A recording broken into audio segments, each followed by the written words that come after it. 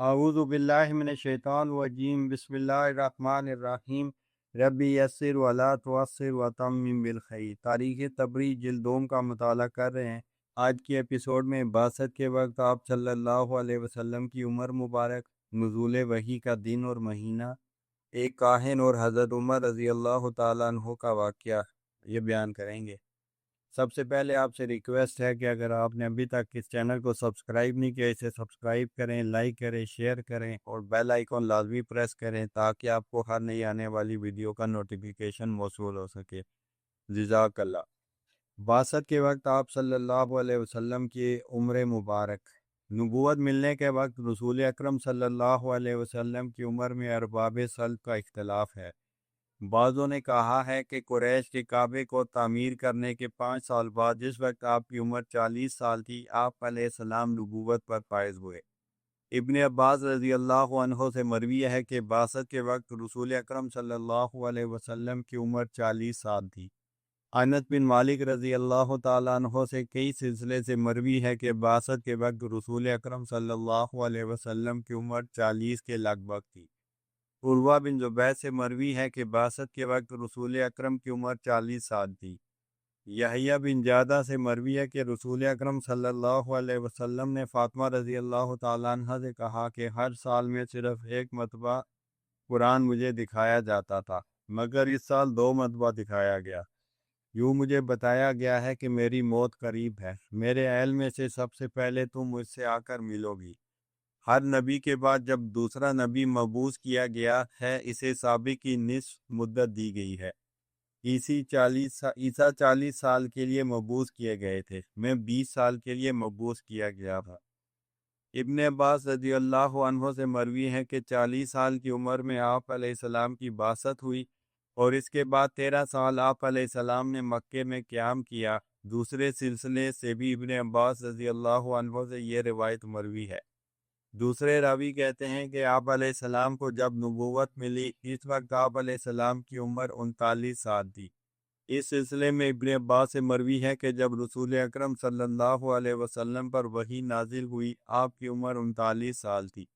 सईद बिन मुसैयब रज़ी अल्लाह ताला अन्हो से मरवी है कि नुज़ूल वही के वक्त आप अलैहिस्सलाम की उम्र 39 साल थी। इसी रावी से एक दूसरे सिलसिले से मरवी है कि नुज़ूल वही के वक्त आप अलैहिस्सलाम की उम्र 43 साल थी। नुज़ूल नुज़ूल वही का दिन और महीना, अबू कतादा अंसारी से मरवी है कि पीर के दिन रोज़ा रखने के मुतालिक रसूल अकरम सल्लल्लाहु अलैहि वसल्लम से पूछा गया। आप अलैहिस्सलाम ने फरमाया, ये वो दिन है जिसमें मेरी पैदाइश हुई और इसी दिन से मबूस हुआ। आप सल्लल्लाहु अलैहि वसल्लम ने फरमाया कि मुझ पर वही नाजिल हुई। हज़रत उमर रज़ी अल्लाह ताला अन्हु से मरवी है कि मैंने रसूल अकरम सल्लल्लाहु अलैहि वसल्लम से पीर के दिन के रोज़े के मुतालिक पूछा।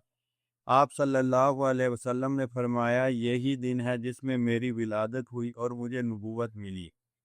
इब्न अब्बास रज़ी अल्लाह अन्हो से मरवी है कि रसूलुल्लाह सल्लल्लाहु अलैहि वसल्लम पीर को पैदा हुए और इसी दिन आपको नबूवत मिली। अबू जाफ़र कहते हैं कि दिन के मुतालिक तो हम सब अरबाब सैर व तारीख़ का इत्तेफाक है कि वो पीर का दिन था, अलबत्ता वो कौन सा पीर था, इसमें इख्तलाफ है। बाद रावी कहते हैं कि 18 रमज़ान को रसूल अकरम सल्लल्लाहु अलैहि वसल्लम पर कुरान नाजिल हुआ है। इस सिलसिले में अब्दुल्ला बिन ज़ैद अल-जरमी बैरुल उलूम कहते थे कि रमज़ान की 18वीं तारीख को रसूल अकरम सल्लल्लाहु अलैहि वसल्लम पर कुरान नाजिल हुआ। बाद रावी कहते हैं कि 24 रमज़ान को आप सल्लल्लाहु अलैहि वसल्लम पर कुरान नाजिल हुआ। इस सिलसिले में अबुल जलद से मरवी है कि 24 रमज़ान को आप पर कुरान नाजिल हुआ। दूसरे रावी कहते हैं कि 17 रमज़ान को नाजिल हुआ। इस बयान के सबूत में वो अल्लाह का ये कलाम पेश करते हैं, वमा अनज़लना अला अब्दिना यौमल फुरकान यौमल तक़ल जमआन। इस मुकाबले से मुराद रसूल अल्लाह सल्लल्लाहु अलैहि वसल्लम और मुशरिकीन के दरमियान जंग बदर है और वो 17 रमज़ान की सुबह हुई है। कबल नबूवत कैफियत, कबल इसके कि हज़रत जिब्राइल अल्लाह का पैगाम लेकर आप सल्लल्लाहु अलैहि वसल्लम के पास आएँ, आप ऐसे आसार और वाक़यात देखा करते थे जो सिर्फ उन्हीं हजरात को नज़र आते हैं जिन पर अल्लाह अपना ख़ास फजल और करम करने वाला होता है। چنانچہ حسب اس بیان سابق آپ صلی اللہ علیہ وسلم اپنی آنا حلیمہ کے پاس تھے کہ دو فرشتوں نے آ کر آپ صلی اللہ علیہ وسلم کا شکم مبارک چاک کیا، اس میں سے تمام آلائش اور کثافت نکال ڈالی۔ نیز خود رسول اکرم صلی اللہ علیہ وسلم سے مروی ہے کہ کوئی درخت یا پتھر ایسا نہ تھا کہ جس کے پاس سے میں گزرتا اور وہ مجھے سلام نہ کرتا۔ برا بنت ابی تجارہ سے مروی ہے کہ جب اللہ نے رسول اکرم صلی اللہ علیہ وسلم کو نبوت و کرامت سے سرفراز کرنا چاہا، آپ کی یہ حالت تھی کہ آپ قضائے حاجت کے لیے آبادی سے اس قدر دور نکل جاتے تھے جہاں سے مکانات نظر نہ آئیں، اور پہاڑوں کی گھاٹیوں اور گھروں میں اتر جاتے۔ وہاں جس پتھر یا درخت کے پاس سے آپ صلی اللہ علیہ وسلم گزرتے وہ کہتا، السلام علیکہ یا رسول اللہ۔ آپ صلی اللہ علیہ وسلم آواز سن کر دائیں بائیں اور پیچھے مڑ کر دیکھتے، مگر وہاں کوئی نظر نہ آتا۔ ابو جعفر کہتے ہیں کہ دوسری قومیں آپ صلی اللہ علیہ وسلم کی بعثت سے واقف تھی، اور ان کے علماء اس بات کو ان سے برابر کہتے چلے آئے تھے۔ زمانہ جاہلیت کے برگزیدہ عالم زید بن عمر کی پیشن گوئی۔ عامر بن ربیعہ سے مروی ہے کہ مجھ سے زید بن عمر بن نفیل کہا کرتے تھے کہ میں اولاد اسماعیل میں ایک نبی کے مبعوث ہونے کا منتظر ہوں۔ اپنے لیے میں نہیں سمجھتا کہ اتنا زندہ رہوں گا کہ اسے پا سکوں، ایمان لاؤں اور اس کی نبوت کی شہادت دوں اور تصدیق کر سکوں۔ البتہ تم اگر اس وقت تک زندہ رہو اور ان کو دیکھو تو ان سے میرا سلام کہنا، میں ان کا حلیہ بتائے دیتا ہوں تاکہ ان کی شناخت کرنے میں تم کو کوئی دشواری نہ ہو۔ میں نے کہا کہیے۔ انہوں نے کہا وہ نہ کوتا قامت ہوں گے نہ دراز قامت، نہ ان کے سر کے بال بہت گھنے ہوں گے اور نہ جترے، ان کی آنکھوں میں سرخی ہوگی، مور نبوت ان کے شانوں کے بیچ میں ہوگی، نام احمد ہوگا، اسی شہر میں وہ پیدا اور مبعوث ہوں گے۔ پھر ان کی قوم ان کو یہاں سے نکال دے گی اور ان کی تعلیم کو پسند نہ کرے گی، پھر وہ یثرب کی طرف ہجرت کر کے جائیں گے، وہاں ان کی بات بن جائے گی۔ دیکھو تم ان کے متعلق دھوکے میں نہ آ جانا، میں دین ابراہیم کی تلاش میں دنیا بھر میں پھرا ہوں۔ جس یہودی، عیسائی اور مجوسی سے میں نے دین ابراہیم کے بارے میں پوچھا، اس نے مجھ سے کہا کہ وہ تو تمہارے وطن میں ہے، اور انہوں نے ہونے والے نبی کی وہی کیفیت بیان کی جو میں نے تم سے کہہ دی ہے۔ یہ لوگ یہ بھی کہتے ہیں کہ اب صرف وہی نبی ہیں جو مبعوث ہوں گے۔ عامر بن ربیعہ جو اس روایت کے راوی ہیں، وہ فرماتے ہیں کہ جب میں اسلام لایا تو میں نے زید بن عمر کا یہ قول رسول اکرم صلی اللہ علیہ وسلم سے بیان کیا اور ان کا اس سلام آپ صلی اللہ علیہ وسلم کو پہنچایا۔ آپ صلی اللہ علیہ وسلم نے سلام کا جواب دیا اور ان کے لیے طلب رحمت کی، اور فرمایا میں نے زید کو جنت میں راحت کے ساتھ دامن کشاں دیکھا ہے۔ ایک کاہن کا واقعہ۔ ایک مرتبہ حضرت عمر رضی اللہ تعالیٰ عنہ مسجد نبی میں خطبہ دے رہے تھے کہ ایک عرب آپ کے پاس آنے کے لیے مسجد کے اندرونی حصے میں آیا۔ حضرت عمر نے اسے دیکھ کر کہا کہ یہ شخص یا تو شرک کو ترک کرنے کے بعد اب تک اس پر قائم ہے، یا یہ عہد جاہلیت میں ضرور کاہن ہوگا۔ وہ عرب آپ کو سلام کر کے بیٹھ گیا۔ حضرت عمر نے اسے دریافت کیا، اسلام لے آئے ہو؟ اس نے کہا جی ہاں۔ پھر پوچھا کیا عہد جاہلیت میں کاہن تھے؟ اس نے کہا سبحان اللہ، آپ نے مجھ سے ایسے سوالات کیے ہیں کہ شاید اپنے عہد ولایت سے آج تک آپ نے اپنی رعایا کے کسی فرض سے نہ کیے ہوں گے۔ حضرت عمر نے کہا اے اللہ، میں اپنی خطا کی معافی چاہتا ہوں۔ ہم سب زمانے جاہلیت میں ان سوالات کی تلخی کے مقابلے میں کہیں زیادہ برائی میں مبتلا تھے، یعنی ہم بتوں کو پوجتے تھے، پیکروں کو گلے لگاتے تھے، یہاں تک کہ اللہ نے ہمیں نعمت اسلام سے سرفراز فرمایا۔